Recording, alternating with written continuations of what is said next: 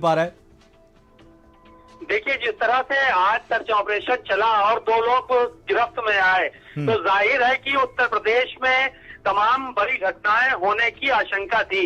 ऐसे में उत्तर प्रदेश में अलर्ट किया गया है, तमाम जगहों पर सर्च ऑपरेशन अभी चलाया जा रहा है, कुछ लोग फरार बताए जा रहे हैं और 2 लोगों की फोटो भी जारी हो चुकी है। साफ तौर पर देख सकते हैं कि अलकायदा से जुड़े हुए लोगों की फोटो जारी की गई है और भारत समाचार ने इन तस्वीरों को प्रमुखता से और सबसे पहले लोगों तक पहुंचाने का काम किया है। ऐसे में गोस्वामी, जो कि आईजी एटीएस है, उन्होंने एक बड़ी साजिश को नाकाम किया है और जाहिर है कि इस तरह की, क्योंकि पहले भी इस तरह के हादसात लखनऊ में हो चुके हैं और इस तरह के वाकया हो सकते थे, क्योंकि सैफुल्लाह इनकाउंटर के बारे में जो अनूप ने बताया, जाहिर है कि दोनों तरफ से गोलियां चली थी उस वक्त। और अब इन लोगों के भी स्लीपर सेल बताया जा रहा है कि इनके कहीं न कहीं तार अलकायदा से जुड़े हुए हैं और इनका जो कनेक्शन था वो पाकिस्तान के बॉर्डर से था और वहीं से पूरा सिस्टम आगे जा रहा था। ऐसी सूरत में बिना किसी नुकसान के, बिना किसी एक घटना के, और एटीएस ने इतनी बड़ी सफलता हासिल की, कमांडो मौके पर मौजूद रहे और तमाम चीजों को बरामद किया गया है। अभी थोड़ी देर में आईजी गोस्वामी और एडीजी लॉ एंड ऑर्डर, ये दोनों के दोनों प्रेस कॉन्फ्रेंस करने वाले हैं और उसमें उन तमाम चीजों के बारे में मीडिया को जानकारी दी जाएगी जिनके बारे में अभी बहुत जानकारी नहीं है। तमाम चीजों के बारे में बताया जाएगा कि कहां से क्या तार जुड़े हुए थे, किस तरह से ये लोग घटना को अंजाम देने की फिराक में थे उत्तर प्रदेश में और कहां कहां कनेक्शन हो सकता है। तो इन सब चीजों के बारे में अब जानकारी थोड़ी देर में मिलेगी पुलिस के द्वारा। और जाहिर है कि जब से इस तरह की घटना का पता चला है और 2 लोगों से वो गिरफ्तार किया गया है, पूरे उत्तर प्रदेश के तमाम जगहों पर अलर्ट जारी कर दिया गया, चाहे अयोध्या हो, एयरपोर्ट हो, और तमाम जगहें ऐसी हैं। तो इसलिए अब बहुत ही सतर्कता के साथ ऑपरेशन चलाया जा रहा है और भी जगह पर छापेमारी की जाएगी। मनीष, बिल्कुल अनूप, यहाँ पर कहीं ना कहीं एक बहुत बड़ी कामयाबी एटीएस को हाथ लगी है। माना जा रहा है जो आतंकवादी पकड़ा गया, यानी कि मिनहाज, यही मास्टरमाइंड था, यही सारी प्लानिंग कर रहा था। अब आगे क्या कुछ कार्रवाई एटीएस की तरफ से की जा रही है और जिस तरीके से मास्टरमाइंड को ही गिरफ्तार कर लिया गया है, उसे ही पकड़ लिया गया है, जो प्लानिंग थी वो ध्वस्त हो चुकी है।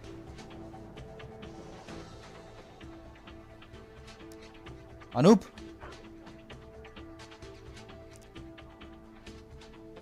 मेरी आवाज आप तक पहुंच रही है? चलिए, हमारी आवाज अनूप तक नहीं पहुंच पा रही, तो कहीं ना कहीं एक बड़ी कामयाबी यहां पर एटीएस को हाथ लगी है, जहां पर दोनों ही आतंकवादियों को गिरफ्तार कर लिया गया है। और बड़ी खबर यह है कि मिनहाज ही वो आतंकवादी है जो मास्टरमाइंड था, जो सारी प्लानिंग कर रहा था और यही प्लानिंग बना रहा था, इसी के सभी अलकायदा के आतंकवादियों के साथ कनेक्शंस थे। अनूप हमारे साथ, हमारे संवाददाता इसी के ऊपर ज्यादा जानकारी के साथ जुड़ गए हैं। अनूप, एक बड़ी कामयाबी इसे बोला जाए तो गलत नहीं होगा, मिनहाज ही वो आतंकवादी था जो मास्टरमाइंड था, जो सारी प्लानिंग कर रहा था। और अगर कहा जाए कि सारी प्लानिंग अब धरी की धरी यहां पर रह गई है इन आतंकवादियों की, तो ये गलत नहीं होगा। देखिए, बिल्कुल मनीष, पूरे मामले में मैं एक बड़ा अपडेट और देना चाहता हूँ कि जहाँ ऑपरेशन चलाया जा रहा था, यानी जो शाहिद सिराज और का जो मकान है, उसके जो है एक पीगो जो गाड़ी है वो यूपी ने बरामद किया है।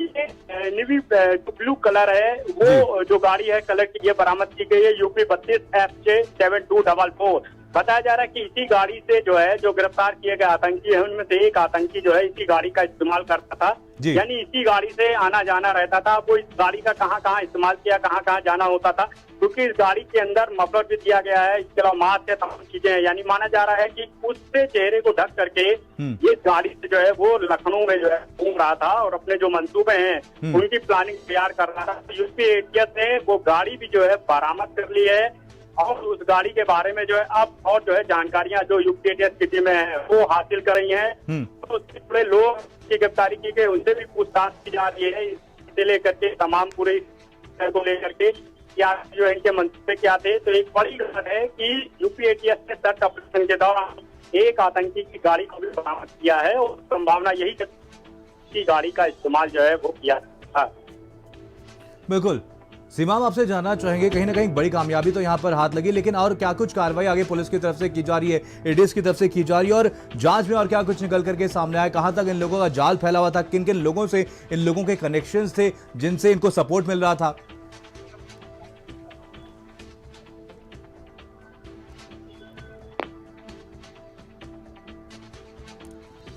सीमा, मेरी आवाज आप तक पहुंच रही है?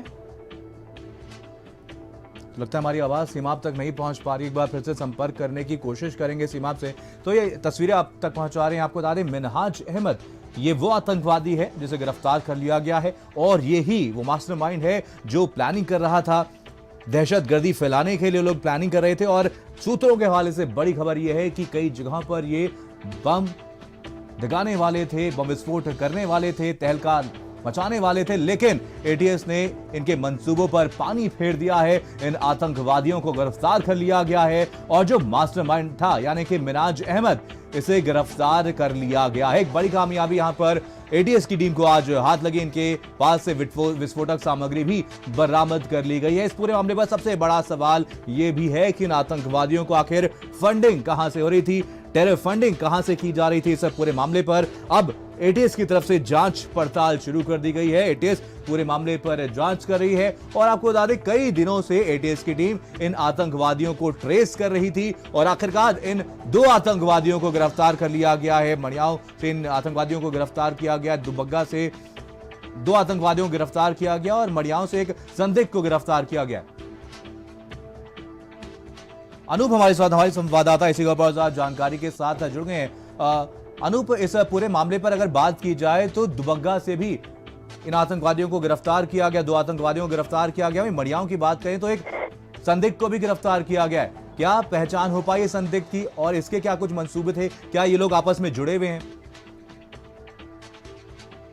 देखिए, बिल्कुल ये पूरा हिस्सा है वो इस सर्च ऑपरेशन का माना जा रहा है, और यही वजह है कि जो जिन जिन लोगों को जो उठाया गया उनसे पूछताछ की जा रही है, और ये जानने की कोशिश की जा रही है कि कहीं आपस में जो है इनका कुछ नेटवर्क नहीं है, कोई कनेक्शन तो नहीं है, जो इनके मंसूबे हैं कहीं पे नहीं है। तो बहरहाल यूपी एटीएस लगातार पूछताछ कर रही है, और जो 2 आतंकी गिरफ्तार किए गए हैं उनसे अभी भी यूपी एटीएस की टीमें अंदर पूछताछ कर रही हैं, और ये जानने की कोशिश कर रही हैं कि आखिर इनके जो खतरनाक मंसूबे हैं वो कहाँ तक जो है ये जाने वाले थे, ये क्या क्या करने वाले थे। किस तरह से बड़ी मात्रा में विस्फोटक सामग्री बरामद हुई है, तमाम असलहे बरामद किए गए हैं, तमाम पैसे बरामद किए गए हैं, तो ये इससे इनकार नहीं किया जा सकता।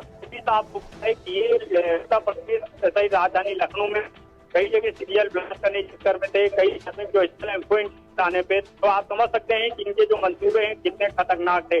लिहाजा ये भी जांच का विषय है कि वो कौन कौन से स्थान है, वो कौन कौन सी जगह है, वो कौन कौन से लोग हैं जो इनके सीधे टारगेट पर थे, वो कौन से स्थल हैं जिनको इन्होंने रेकी किया हुआ था जिनके टारगेट पर। इसके अलावा जो ये गाड़ी बरामद की गई है, तो माना जाता है कि ये जो गाड़ी बरामद यूपी एटीएस ने की है उसी घर के बाहर से जहाँ पे रियाज और शाहिद रहते हैं, तो ये भी माना जा रहा है कि इसी गाड़ी का इस्तेमाल जो है ये लोग क्या करते थे। तो अब एटीएस टीम जो है इसी के बारे में भी जानकारी कर रही है, ये जानने की कोशिश करेगी कि आखिर ये गाड़ी कहाँ कहाँ गई, किन किन लोगों के साथ ये लोग रहे हैं, इसका कहाँ इस्तेमाल किया गया है।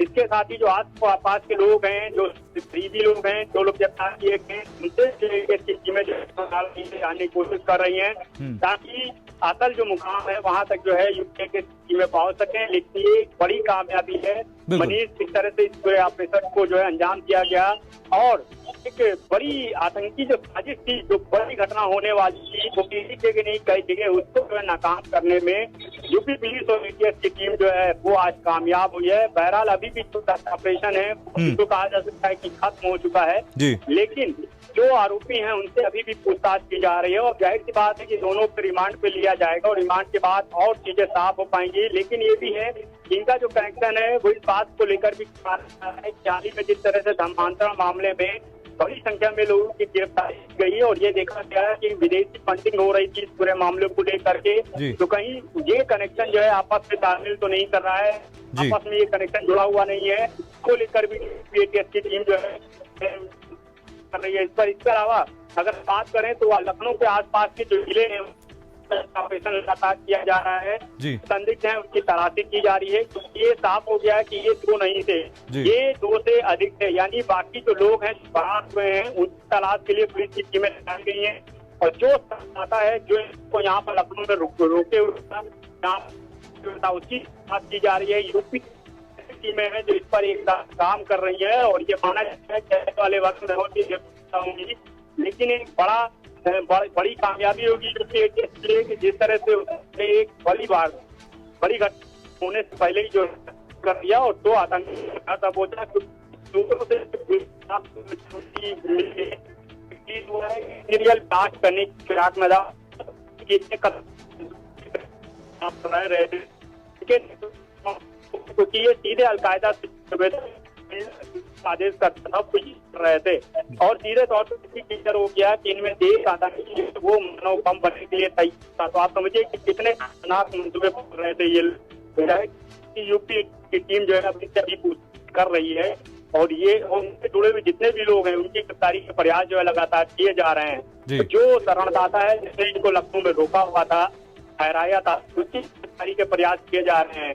इसके अलावा कई ऐसे अन्य लोग भी हैं जो यूपी ATS के टारगेट बनने पर हैं।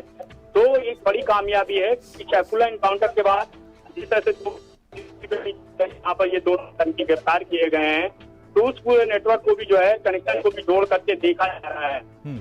बिल्कुल। अनुभव से जानना चाहेंगे क्या कुछ जांच में पता लगा इनके लोगों की वर्किंग स्टाइल क्या थी और आखिर इतने समय से लोगों की आंखों में धूल कैसे झोंक रहे थे लोग?